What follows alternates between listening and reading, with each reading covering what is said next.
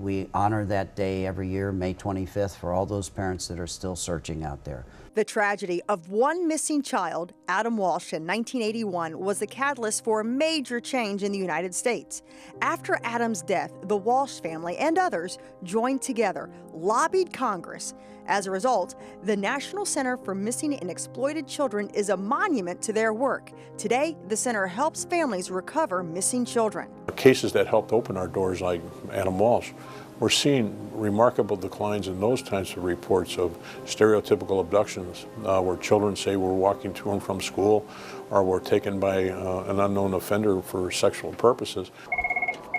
Hi, this is Kristen. How can I help you? On the front lines are the folks in the call center. 24 hours a day, the lines are open. Anywhere from 300 to 500 calls a day come in. A lot of them are reports, someone reporting a child missing or a sighting of a missing child. Someone may call to report child sexual exploitation as well.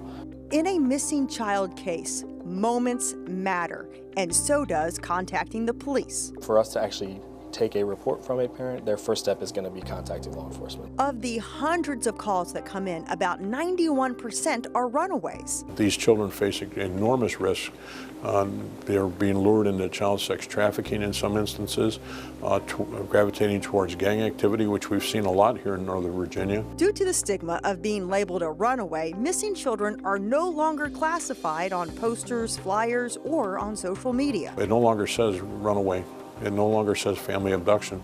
It says missing child, and we need the public's help, and we ask the public to please pay attention to this child's face and report what you see. The center works closely with more than 270 corporate partners who disseminate the photographs of missing children to millions of homes across the U.S. every day. We are a secondary dissemination organization. We work with law enforcement when they issue the Amber Alerts to get it out to different platforms such as social media or internet service providers, as well as we also disseminate the wireless alerts that go out to cell phones. The names, faces, they all have a story. The most difficult part is just hearing the different stories of missing children or working with a parent that calls.